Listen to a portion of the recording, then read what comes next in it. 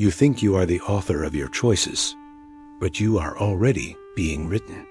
The thoughts that move through you, the impulses that rise in silence, the small shifts in your mood that you cannot explain, all of them are fingerprints of a hidden machinery. There is a fear you never name, but it names you every day. What if your entire life has only been the camouflage of this fear, shaping everything while you pretend you are free? You live under the illusion that your choices are free, yet most of them are stitched together by fear. In psychology, this is called avoidance behavior, a pattern where you design your life not toward what you desire, but away from what you dread. You rationalize it as preference, as instinct, as practicality, but the truth is simpler. You are fleeing. The brain rewards you with temporary relief each time you sidestep discomfort, reinforcing the cycle until it is automatic. Negative reinforcement ensures that what you avoid becomes stronger, more vivid, more defining. Fear does not scream. It whispers directions you follow without resistance. Look closely how many of your so-called choices were never choices at all, but only rehearsals of running. What would your life look like if every act of avoidance were stripped away? Memory is not the archive you imagine. It is a weapon sharpened by fear. Research in cognitive psychology shows that memory is reconstructive, not photographic. Each recall is a distortion, colored by the emotional state in which you retrieve it. Fear hijacks this process. It exaggerates failures, magnifies humiliations, erases victories. What you remember is not the truth, but a curated gallery of warnings designed to keep you compliant. Every time you replay a moment of shame, you strengthen the neural pathway that tells you who you are: small, fragile, incapable. You call it realism, but it is indoctrination. This is why your past feels heavier than it should, why the present bends under the weight of ghosts. You aren't haunted by what happened. You are haunted by the way fear edits what happened. And with each recall, the edit grows sharper, more convincing, until you can no longer separate your life from its distortion. If every memory has already been rewritten by fear, what does that make the story you call yourself? You tell yourself you are rational, but fear is the unseen architect of your logic. Cognitive distortions, documented by Aaron Beck and expanded in cognitive behavioral therapy, show how fear warps thought into patterns that feel like truth. Catastrophizing, mind reading, black and white thinking, each one a defense mechanism disguised as reasoning. You don't analyze. You predict disaster. You don't anticipate. You pre-suffer. Fear has taught you that preparing for the worst equals control, but in reality, it only deepens paralysis. The voice in your head that calls itself reason is often only fear rehearsing catastrophe. It convinces you that hesitation is wisdom, that retreat is prudence, that inaction is safety. And yet, you still call yourself logical, as though naming the distortion erases its grip. But if your reasoning itself is corrupted, then every decision, every conclusion, every belief rests on a trembling foundation. How can you trust even your clearest thoughts if they are already fear speaking through you? Control has always been your idol, but psychology shows it is nothing more than an anxious illusion. The locus of control framework divides people into those who believe outcomes are shaped internally, their actions, and those who see them as external, fate, others, chance. Fear twists both. When you cling to internal control, you obsess over perfection, micromanaging every detail to protect against collapse. When you surrender to external control, you dissolve into helplessness, insisting nothing you do matters. Both positions appear opposite, yet both are servants to the same fear, the terror of uncertainty. Studies on intolerance of uncertainty show it is a key driver in anxiety disorders. Your rituals, your overthinking, your avoidance, each is an attempt to seal every crack where the unknown could seep in. But the unknown does not close. It expands. The more you chase certainty, the more suffocated you become in its absence. Fear ensures you are never satisfied with the control you grasp, because it was never real to begin with. If control itself is a fantasy, then who is truly steering the life you think you live? The body speaks the language of fear long before the mind does. Somatic psychology documents how trauma and anxiety imprint themselves physically. Shallow breathing, clenched muscles, elevated heart rate, insomnia. You call it stress, but it is more precise than that. It is the body anticipating danger that never arrives. The sympathetic nervous system keeps you in perpetual readiness, a cycle of hyperarousal designed to protect, but only depleting you. Fear is not just in your head. It lives in your bloodstream, in your posture, in the way your jaw tightens when silence grows too heavy. The irony is that this physical alarm system was meant for survival, for threats with teeth and claws. Now it fires endlessly at shadows, emails, glances, unanswered messages. And with every false alarm, your body forgets what safety feels like. This is why relaxation feels foreign, why rest feels impossible, why stillness feels threatening. You are not inhabiting a body. You are inhabiting a battlefield. If your body has been trained to fear existence itself, then what part of you has ever truly been at peace? Identity is not stable. It is stitched together from fear's fabric. Erik Erikson described development as a series of crises, but fear hijacks each stage, turning growth into paralysis. You did not simply choose who you are. You were sculpted by what you avoided. The careers you dismissed, the relationships you fled, the risks you never took, these became the negative space that carved your personality. Your so-called self is not a creation, but a residue left after countless evasions. Social psychology reinforces this. Self-concept depends on feedback from others, but fear bends it, making rejection unbearable and approval addictive. You adjusted yourself again and again to prevent abandonment, until the adjustments hardened into identity. The person you defend as me may be nothing more than a mask constructed for survival.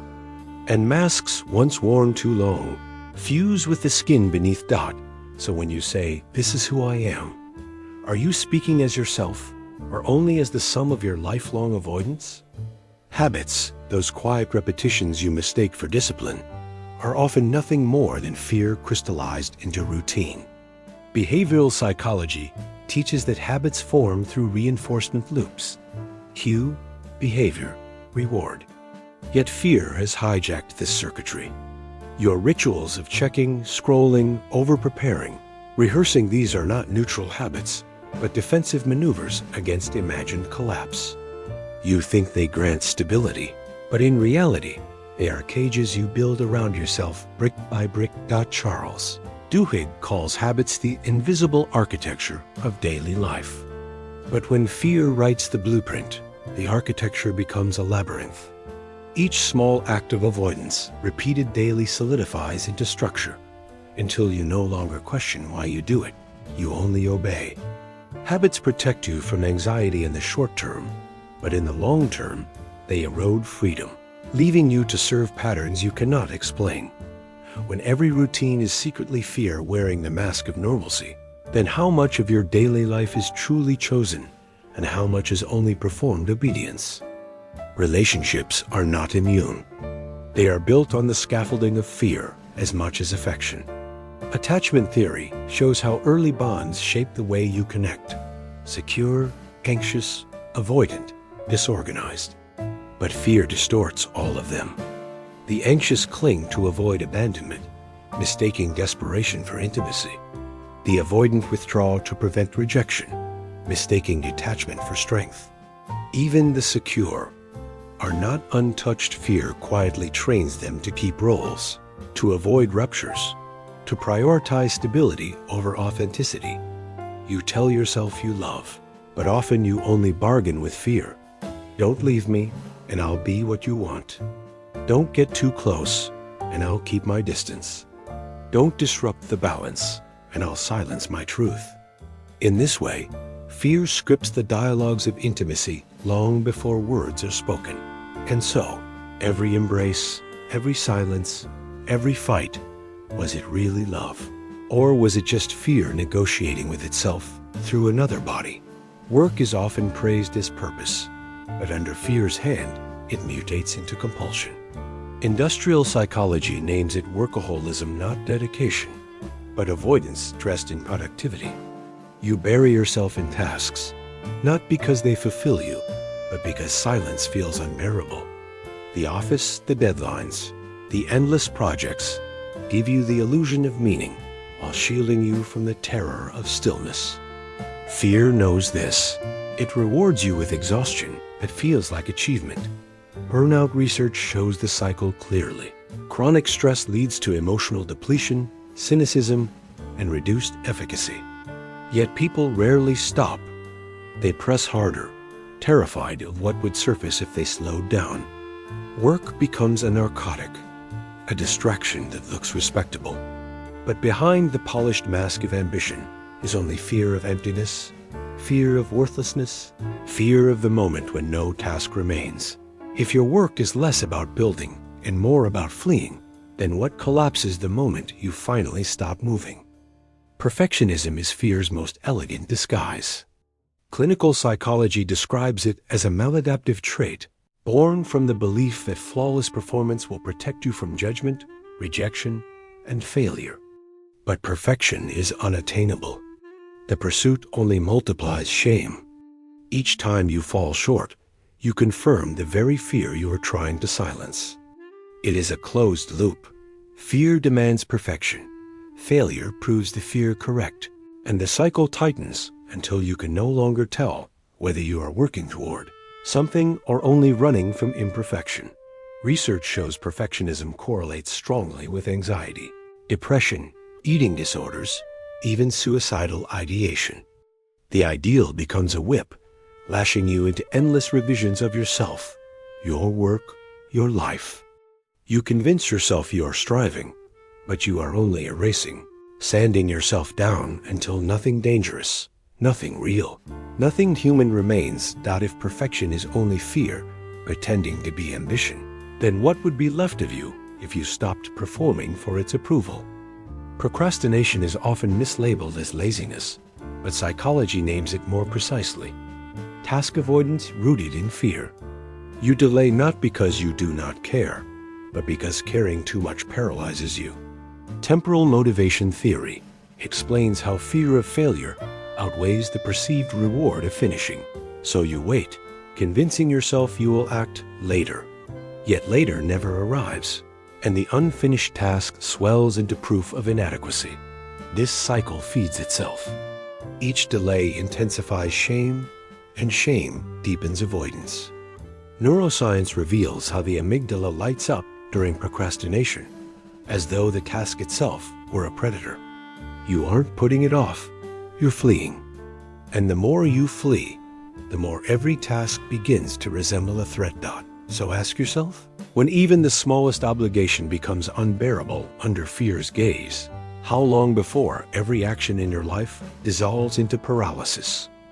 Even your goals, the shining images of a better self, are often fear in disguise. Self-determination theory distinguishes between intrinsic goals, growth, mastery, connection, and extrinsic ones, status, image, approval. Fear distorts both. You pursue health not for vitality, but to escape the terror of decline. You chase success not for fulfillment, but to outrun the humiliation of failure. Even love becomes a performance, a desperate attempt to avoid abandonment. This is why goals rarely satisfy. Once achieved, the relief is fleeting, quickly replaced by a new demand. Fear resets the target, ensuring you remain in pursuit but never at rest. Behavioral economics calls this the hedonic treadmill, running endlessly, yet remaining in the same place. You mistake the treadmill for progress, when it is only fear keeping you from collapse. If every ambition is merely the shadow of avoidance, then what remains of desire once fear is removed? Sleep should be surrender, but fear does not let you rest. Insomnia, rumination, night terrors. These are not random disruptions, but documented symptoms of a nervous system that refuses to release control. Cognitive models of insomnia reveal the cycle. Fear of not sleeping makes sleep impossible, and the night becomes a stage where every unspoken anxiety performs.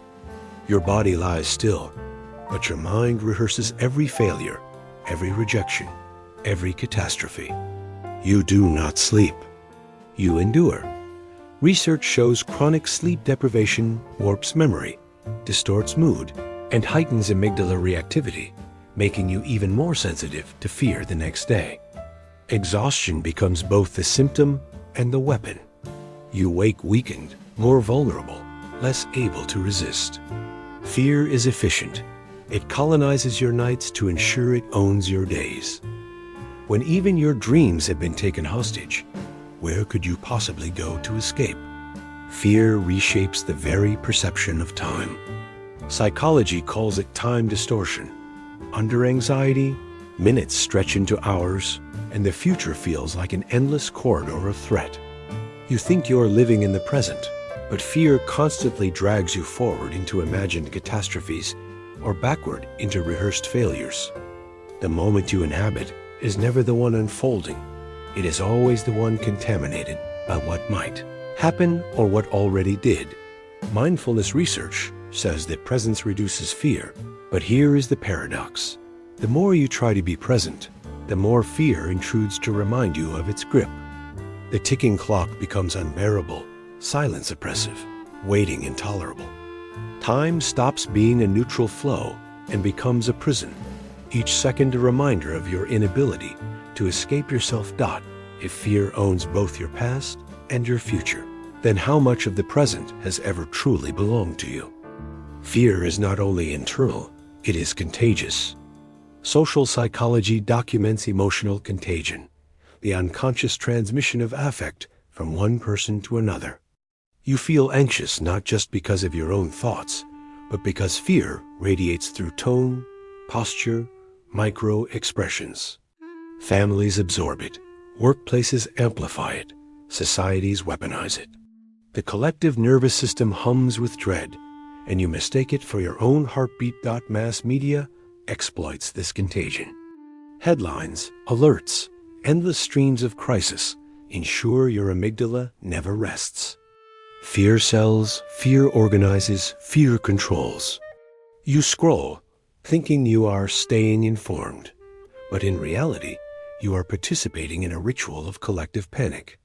The distinction between your private terror and the fear of the crowd dissolves, until you cannot tell where one ends and the other begins.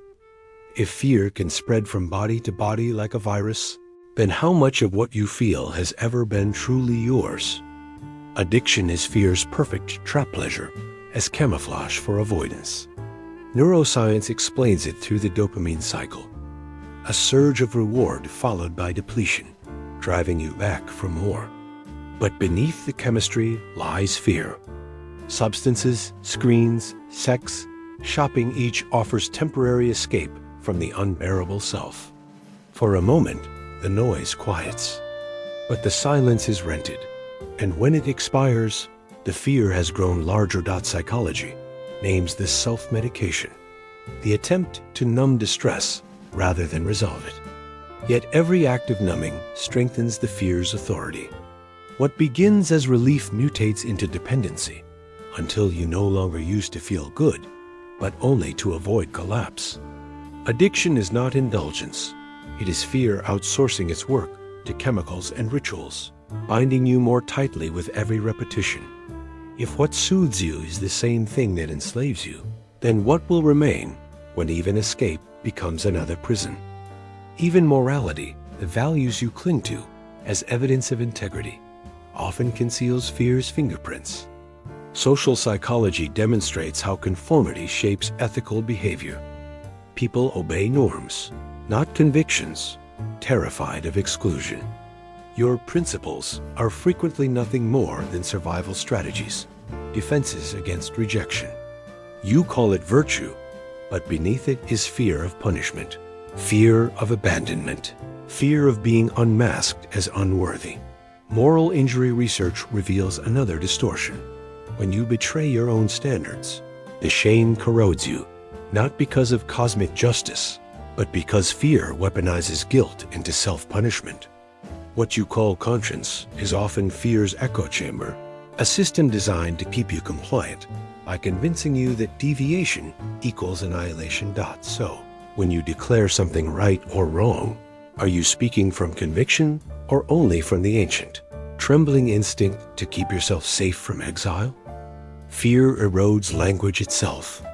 Psycholinguistics shows how anxiety narrows vocabulary, reduces fluency, and disrupts coherence.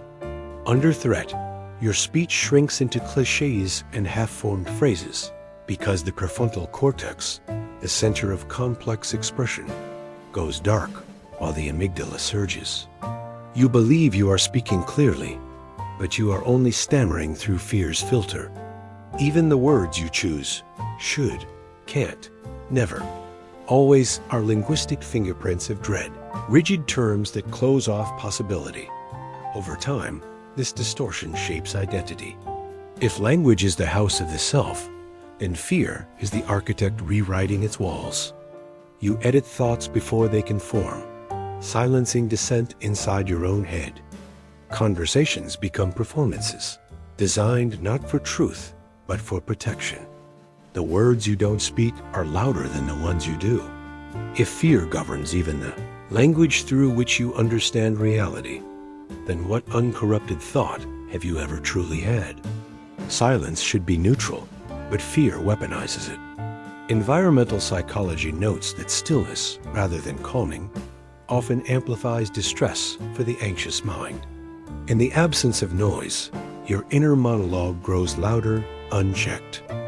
Fear fills the quiet with echoes, mistakes replayed, futures collapsing, judgments imagined. You dread silence not because it is empty, but because it reveals how little distance exists between you and yourself. This is why you flood your life with distraction music, chatter, screens, endless motion. You claim you enjoy stimulation, but it is really armor against quiet. Silence is dangerous because it unmasks you.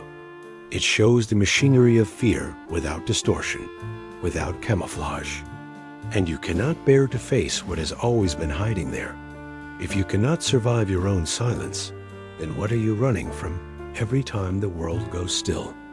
Choice feels like freedom, but psychology exposes it as another illusion. Decision fatigue research shows that the more choices you face, the more depleted you become, until the act of choosing itself feels unbearable. Fear exploits this depletion, pushing you toward the safest, most familiar option, not because it is right, but because it reduces the terror of uncertainty. You mistake this narrowing for preference, when in truth it is capitulation.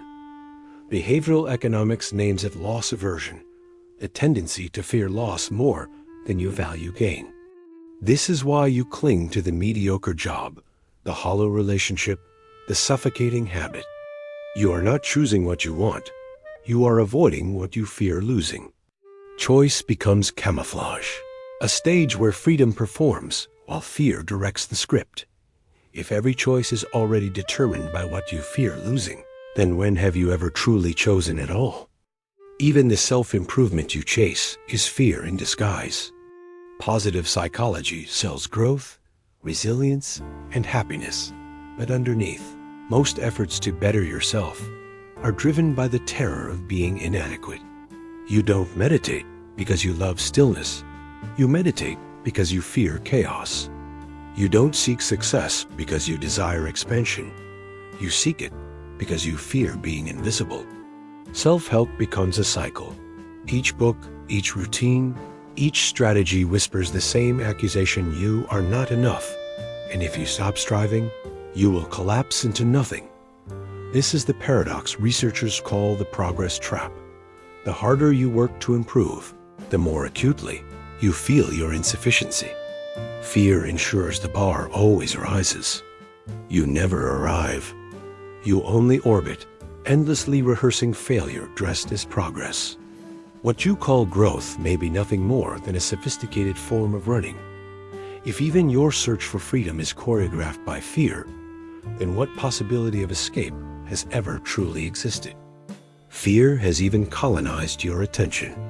Cognitive psychology defines attentional bias, the tendency of anxious minds to focus disproportionately on threat-related stimuli.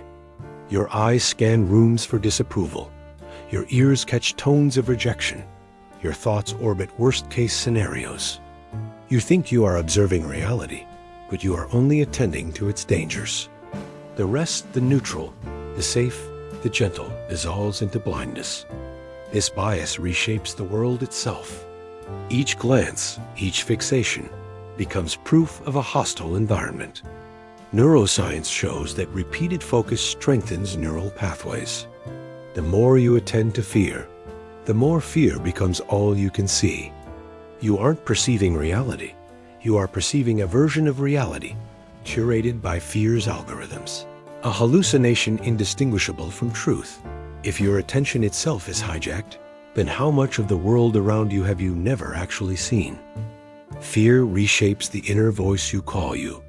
Psychologists describe it as self-talk, the constant narration that directs your choices and defines your worth. But under fear, this voice becomes cruel, repetitive, merciless. It speaks in imperatives. Don't fail, don't speak, don't try. Cognitive behavioral studies show that negative self-talk reinforces anxiety and depression, looping until identity itself collapses into criticism. You think you are motivating yourself, but you are only echoing fear's commands in your own throat. Over time, this voice grows indistinguishable from selfhood. You forget it was ever foreign, that it once entered from outside. It becomes the lens through which you measure every action, every relationship, every dream.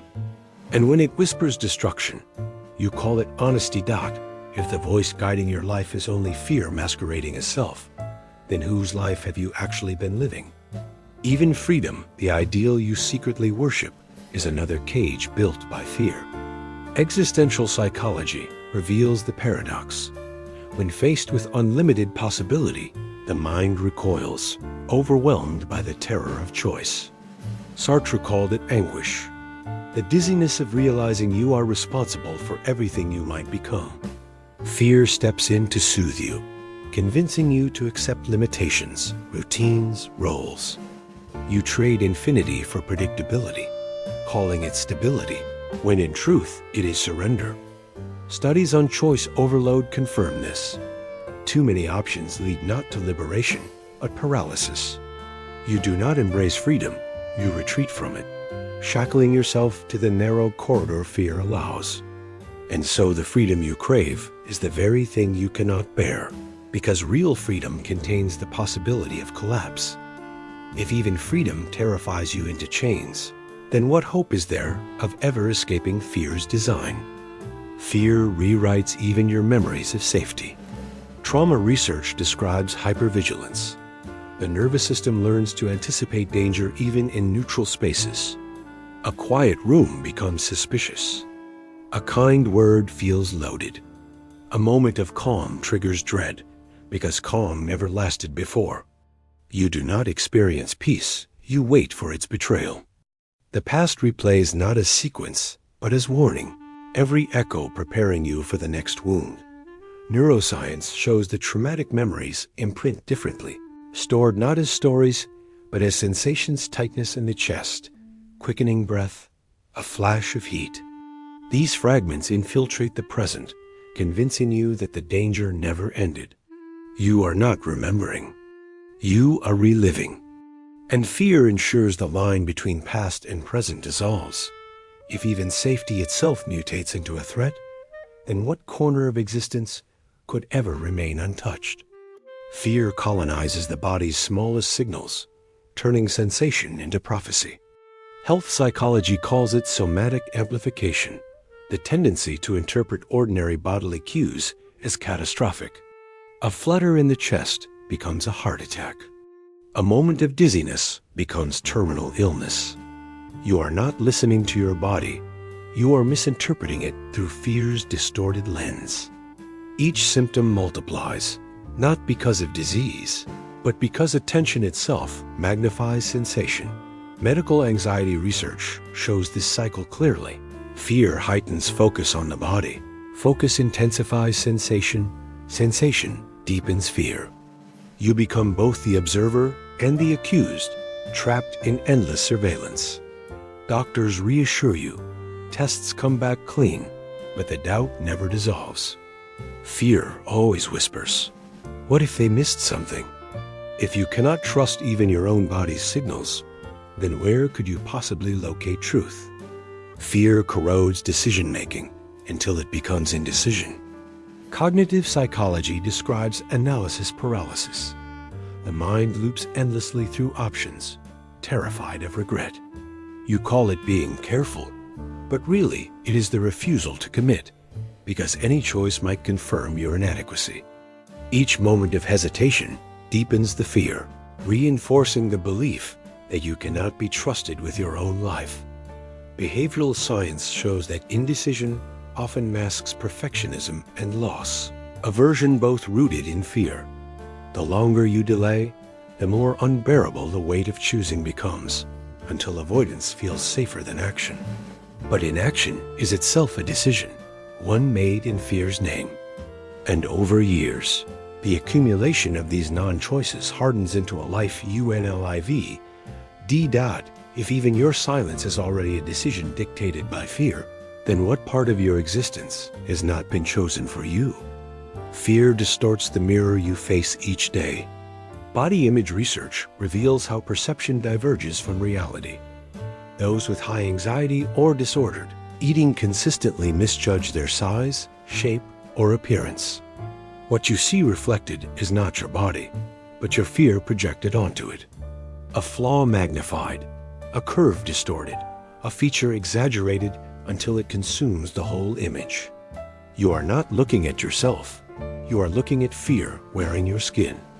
The cultural machine intensifies this distortion, weaponizing comparison through media and social networks.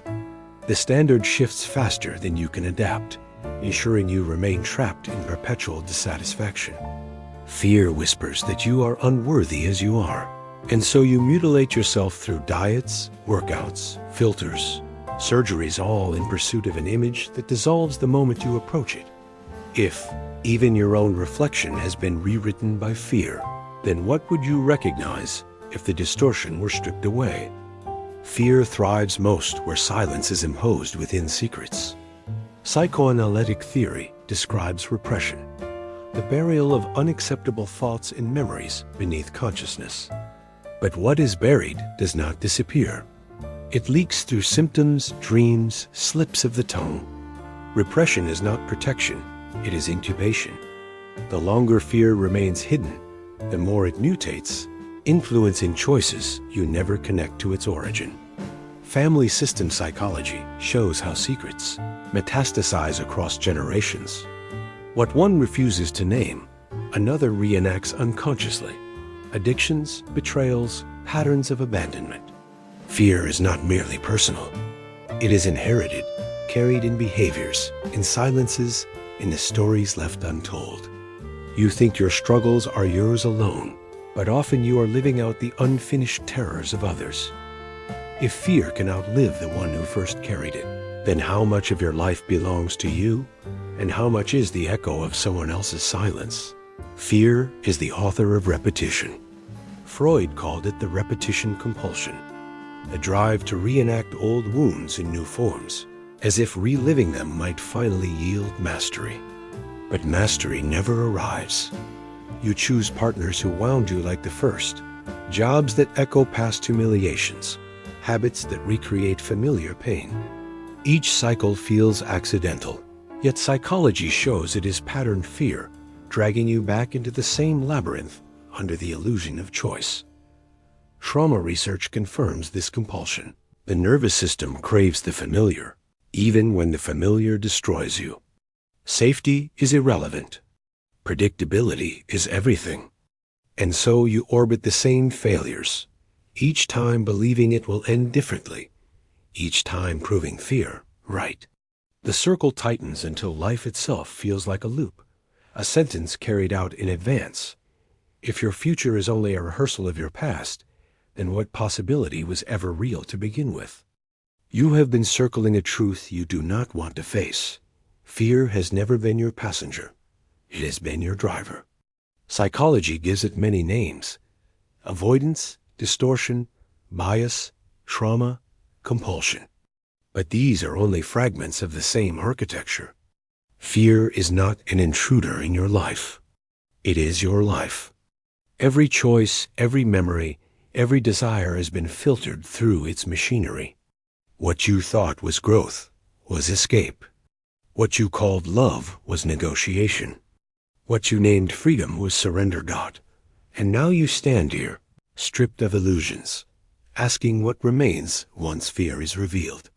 But the question is recursive, because the one who is asking it, the voice, the self, the you, was also shaped by fear. You seek escape, but escape presumes a self unshaped by the thing you are fleeing. That self does not exist. There was never a you outside of fear's design. So answer this without looking away.